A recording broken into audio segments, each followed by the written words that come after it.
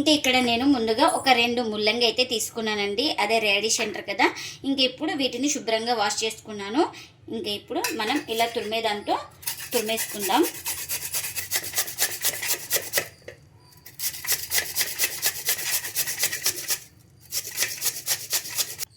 ఇంకా చూడండి ఇలా తురిమి పెట్టేసుకున్నాను. ఇంకా ఒక మిక్సింగ్ బౌల్ అయితే తీసుకొని ఇంకా అందులోకి ఇలా తురుముకున్న ముల్లంగి అయితే తీసుకోవాలి. అలాగే చిన్నగా కట్ చేసుకున్న 1 కప్పు పాలకూరను కూడా వేసుకుంటున్నా.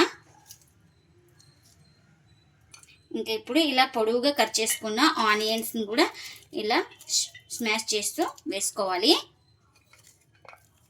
మనకు కాస్త ఆనియన్స్ ఎక్కువగానే ఉంటే టేస్ట్ అయితే చాలా బాగుంటుంది. ఇందులోకి చిన్నగా కట్ చేసుకున్న మిర్చిని కూడా వేసుకుంటున్నా. ఇంకా ఇప్పుడు ఇందులోకి ఒక 1/2 టీ స్పూన్ దాకా జీలకర్ర, ఇందులోకి రుచికి తగినంత సాల్ట్ని కూడా వేసుకుంటున్నా. ఇంకా ఇవన్నీ వేసుకొని ఒకసారి బాగా ఇలా స్మాష్ చేసుకోవాలి. మొత్తం ఇలా బాగా ప్రెస్ చేస్తూ కలుపుకోవాలి. ఇలా కలిపేసుకున్న తర్వాత ఇందులోకి 1/2 కప్పు శనగపిండిని కూడా వేసుకుంటున్నా. ఇందులోకి బియ్యం పిండిని కూడా 1/2 కప్పు అయితే తీసుకుంటున్నా. ఇంక ఇవన్నీ వేసుకొని బాగా ఇలా కలిపేసుకోవాలి.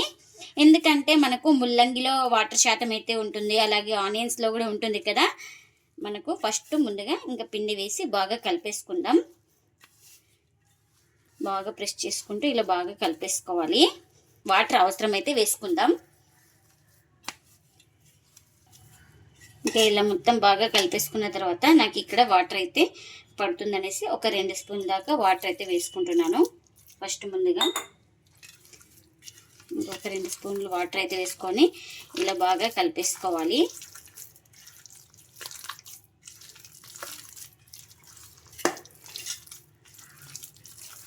ఇంత బాగా కలిసిపోయేలాగా కలుపుకోవాలి. ఇక్కడ ఏమైనా సాల్ట్ తక్కువ అనిపిస్తే ఇక్కడ ఈ స్టేజ్లోనే వేసుకొని సరిచూసి వేసుకోండి. ఇంకా ఇలా మొత్తం బాగా కలిపేసుకున్న తర్వాత ఇప్పుడు ఒక ప్లేట్ అయితే పెట్టేసుకొని ఒక 10 నిమిషాలు పక్కన పెట్టేసుకుంటే మనకు బియ్యం పిండి, శనగపిండి మొత్తం అన్నీ నానతాయండి. బాగా ఫ్లేవర్ కూడా మనకు పిండికి బాగా పడతాయండి. ఇంకా చూడండి ఒక 10 నిమిషాల తర్వాత అయితే చూపిస్తున్నాను మీకు. ఇంకా పిండి అయితే ఇలా ఉంది కదా. ఇంకా ఈ పిండి మొత్తాన్ని ఒకసారి ఇలా బాగా కలిపేస్తున్నాను. ఇలా చూడండి పిండి అయితే ఈ విధంగా ఉండాలి. ఇక్కడ చూపిస్తున్నాను కదా, ఈ విధంగా అయితే ఉండాలి పిండి. మనకు పకోడీ పిండి ఎలా ఉంటుందో సేమ్ అలా ఉండాలి. ఇంకా నేను ఇక్కడ ఆయిల్ కూడా పెట్టేసుకున్నాను. ఆయిల్ కూడా హీట్ అయింది మనకు. ఇంక ఇప్పుడు ఇలా చిన్నగా పకోడీ లాగా అయితే వేసుకోవాలి. ఇక్కడ చూపిస్తున్నాను కదా నేను ఈ విధంగా.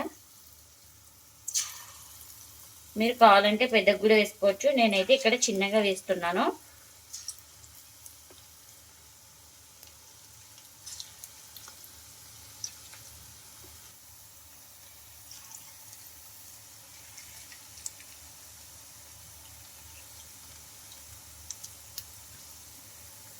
ఇంకా మనకు కడాయికి ఎన్ని పడితే అన్ని వేసుకోవాలి. ఇంకా ఒక సైడ్ కాలిన తర్వాత అయితే మరోవైపు అయితే టర్న్ చేసుకోవాలి. ఇంకా చూడండి ఒక సైడ్ కాలిన తర్వాత అయితే ఇలా ఇంకొక వైపు అయితే టర్న్ చేస్తున్నాను నిదానంగా. ఇంకా అన్ని అటు ఇటు తిప్పుకుంటూ బాగా క్రిస్పీగా వచ్చే వరకు అయితే ఫ్రై చేసుకోవాలి మనం. ఇంకా ఇవైతే బాగా ఫ్రై అయిపోయినాయి కదండి. ఇవైతే రెడీ అయిపోయినాయి మనకు. ఇంకా వీటిని అయితే ఒక ప్లేట్లోకి అయితే తీసుకుంటున్నా, రెడీ అయిపోయిన వాటిని.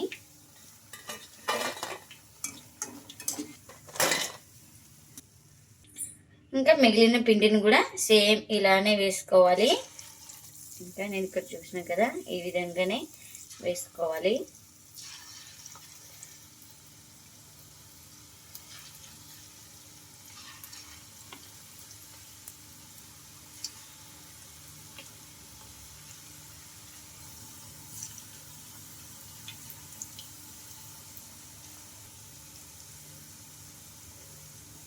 ఇంకా ఒక సైడ్ కాలిన తర్వాత అయితే మరో వైపు అయితే టర్న్ చేసుకోవాలి.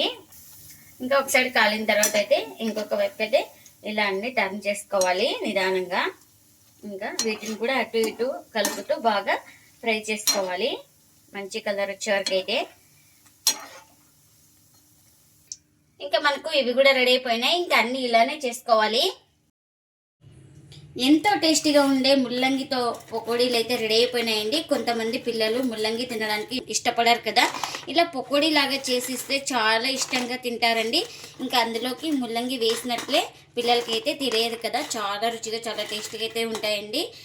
మనకు పిల్లలు ఏమైనా స్నాక్స్ కావాలన్నప్పుడు ఇలా ఈజీగా ఈవినింగ్ టైం ఇలా చేసిస్తే చాలా ఇష్టంగా తింటారండి. పకోడీలు అయితే చాలా క్రిస్పీగా చాలా టేస్టీగా అయితే ఉంటాయి.